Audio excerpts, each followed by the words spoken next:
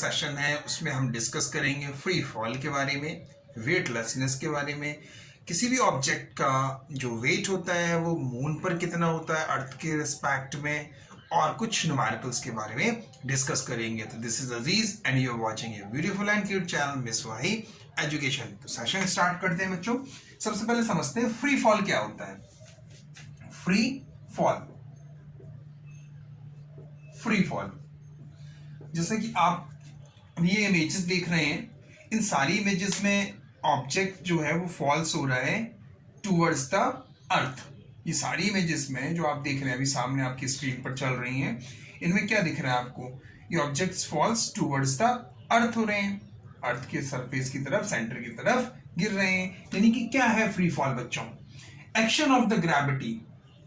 एक सिंगल अगर मैं उसमें बोलूं, एक्शन of the gravity,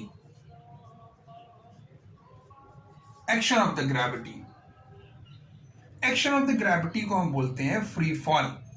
यानी कि हम लिख सकते हैं all objects falls towards the earth under the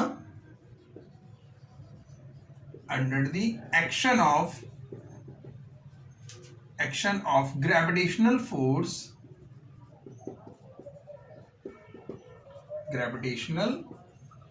force alone, said to be free fall।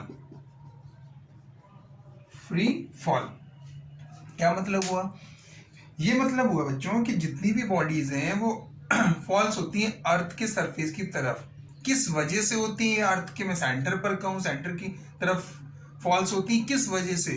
Under the gravitational force alone. Then the situation is said to be free fall. वो situation को हम कहेंगे फ्री फॉल। वो situation होगी हमारी free fall की। और objects and the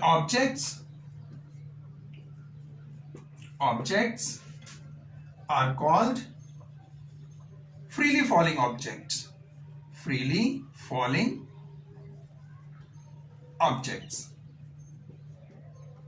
objects या बॉडी, कुछ भी कह सकते हैं। और जितने भी जो बॉडीज होंगी जो फ्री फॉल हो रही होंगी, उन बॉडीज को कहेंगे फ्रीली फॉलिंग बॉडीज। तो क्लियर हुआ फ्री फॉल क्या है? फ्री फॉल एक ऐसी कंडीशन है जिसमें सिर्फ ग्रेविटी की वजह से जो ऑब्जेक्ट्स फॉल्स होते हैं, जो बॉडीज फॉल्स होती हैं अर्थ के सेंटर की तरफ, उस सिचुएशन को हम कहते हैं फ्री फॉल। अब होता है क्या बच्चों? फ्री फॉल की कंडीशन में जो वेट होता है बॉडी का, वो वेटलेसनेस हो जाती है बॉडी। फ्री फॉल की कंडीशन में बॉडी क्या हो जाती है? वेटलेसनेस। तो आखिर वेटलेसनेस क्या, उसको भी हम यहीं पर समझ लें। वेटलेसनेस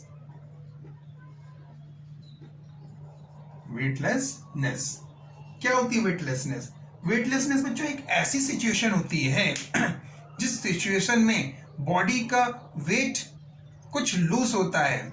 उस सिचुएशन को, उस कंडीशन को हम कहते हैं वेटलेसनेस। जैसे कि आप इमेजेस देख रहे हैं वेटलेसनेस की, तो इन इमेजेस में क्या समझ में आ रहा है? क्या है वेटलेसनेस? वेटलेसनेस है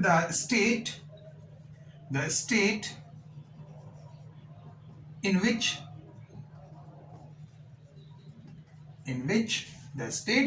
which body loses its weight due to free fall called weightlessness. आया समझ में कि क्या होती है वेटलेसनेस? यानी कि जब बॉडी अपना वेट कुछ लूज महसूस करती है, उसका वेट बिल्कुल हम कहें कि जीरो हो जाता है, उस condition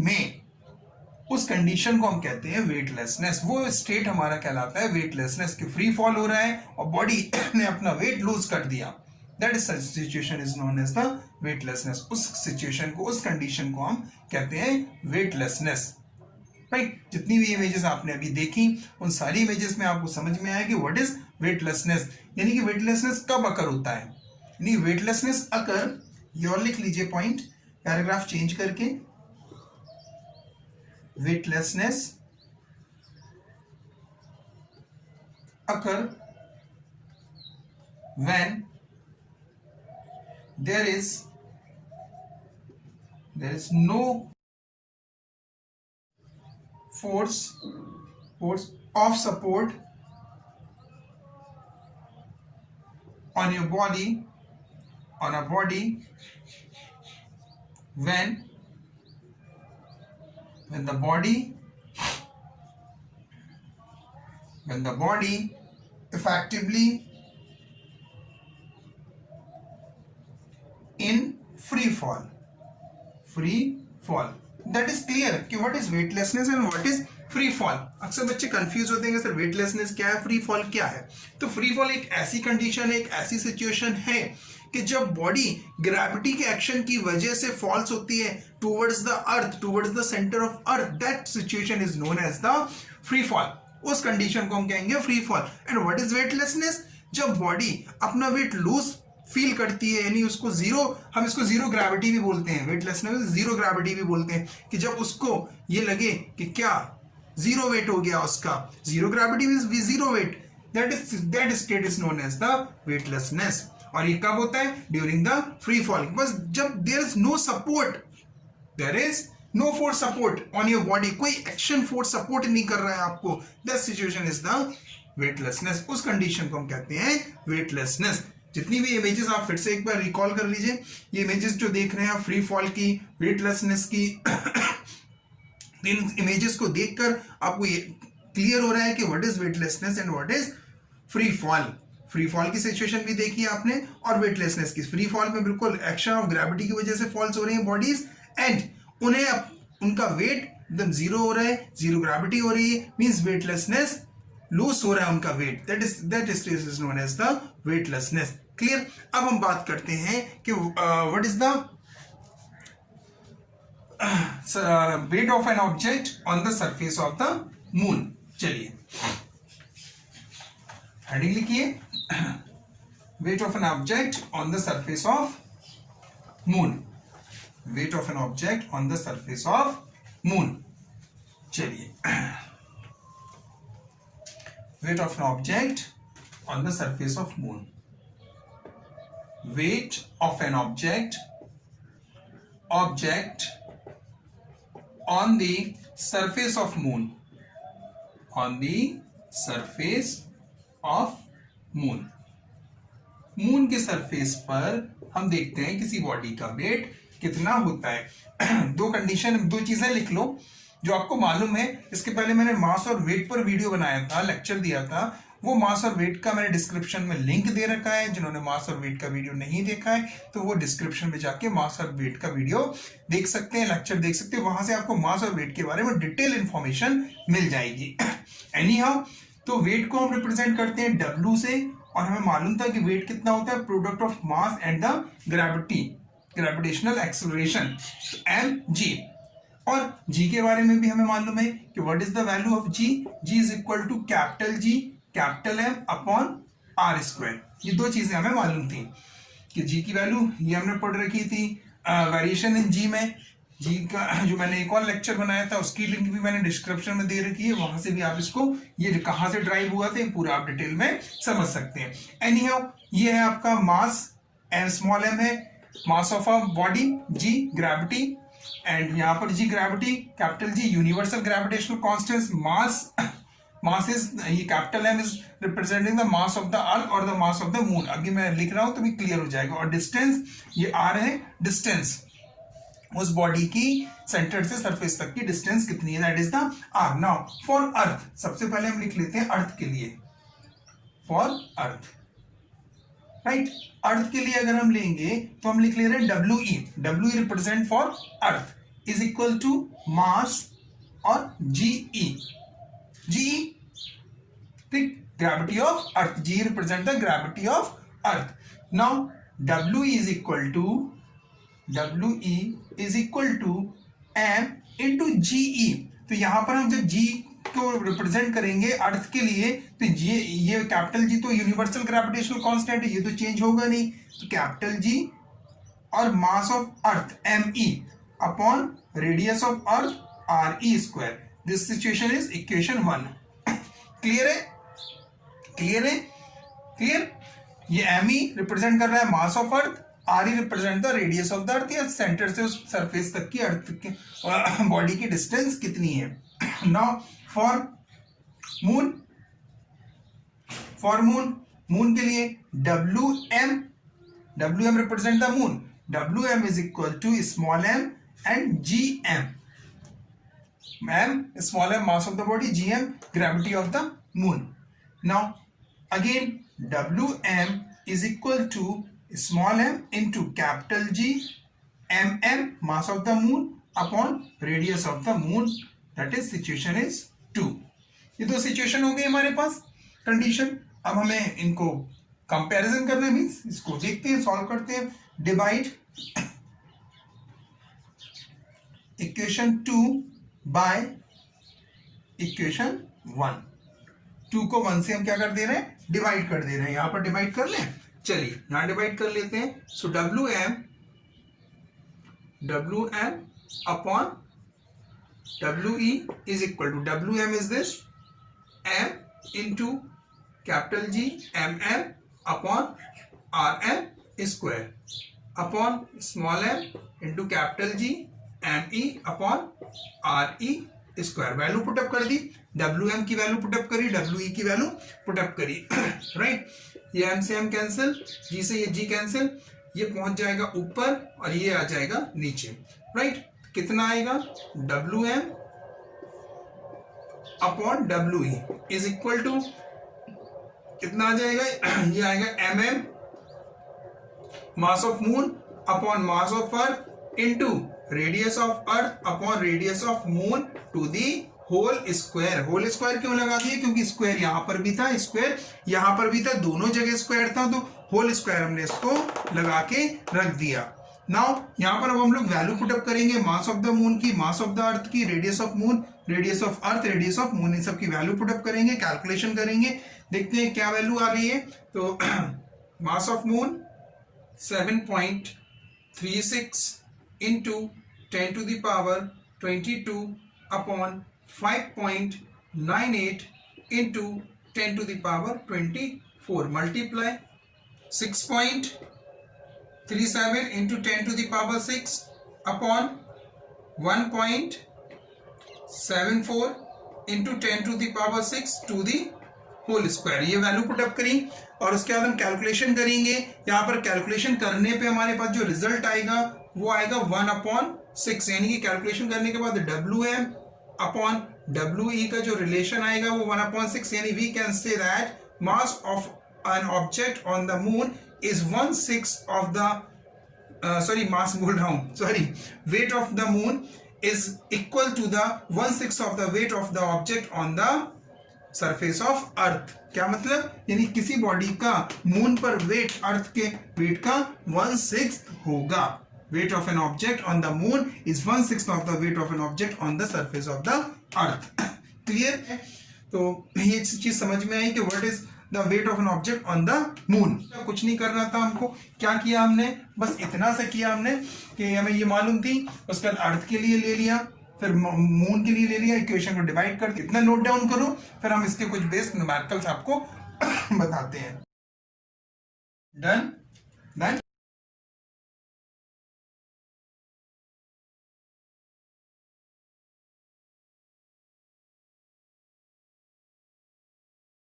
Number 1,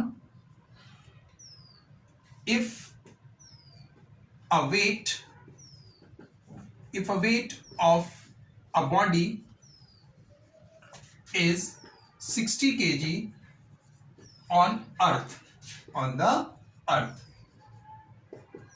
what will be its weight on the moon। अब हमको मून पर बताना है कि वेट कितना होगा। सॉल्यूशन देखते हैं। अर्थ के सरफेस पर वेट कितना दिया, W is given that is 60 kg।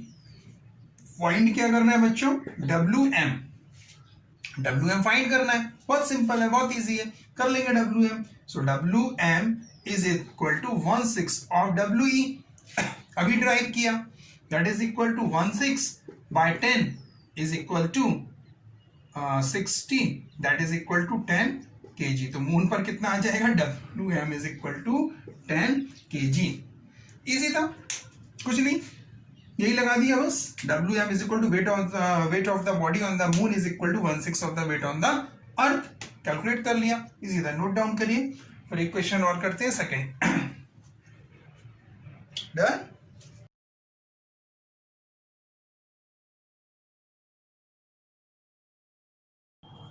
क्या दिया है क्वेश्चन नंबर 2 में, क्वेश्चन 2 में ये दिया गया है कि a body having the mass, a body having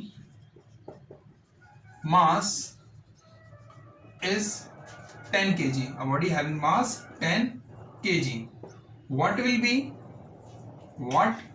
will be its mass and weight when it taken to the center of earth।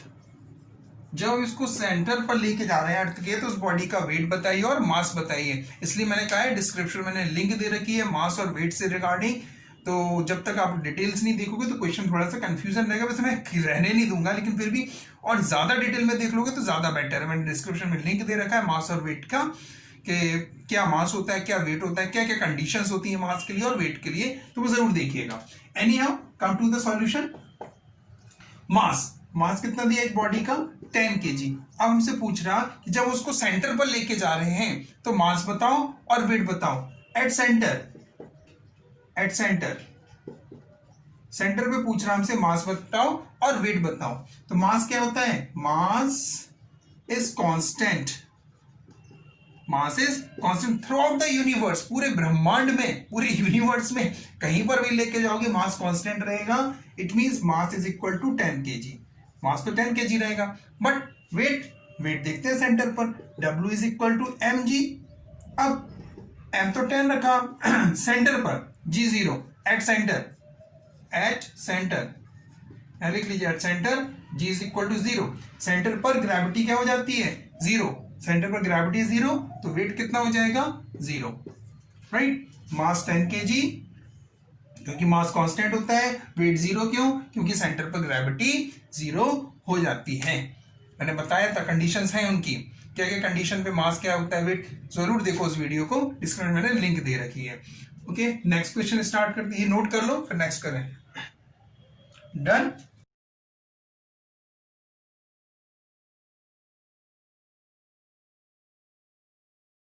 A force on a body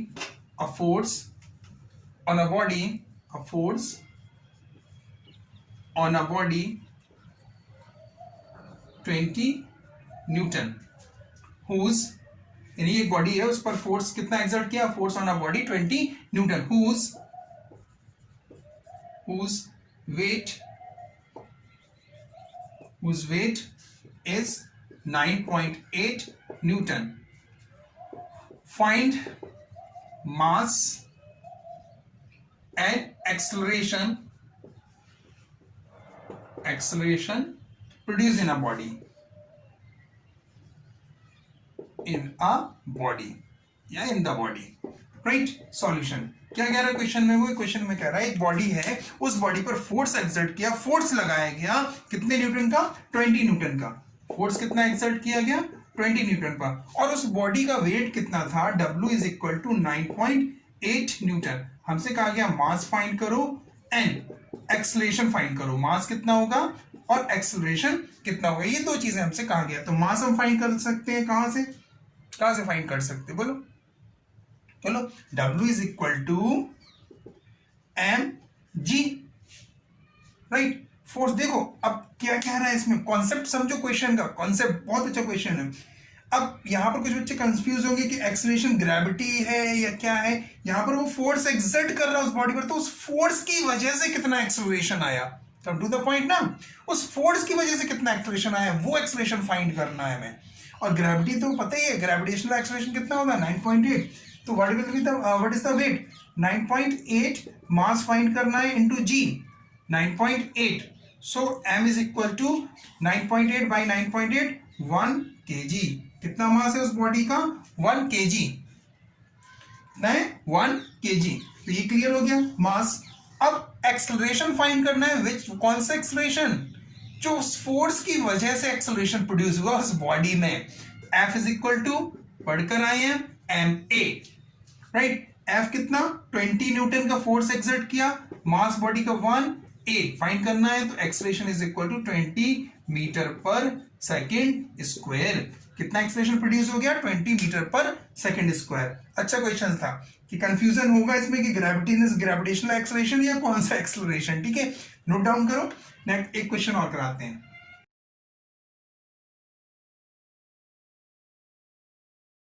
हो गया भाई, नेक्स्ट क्वेश्चन।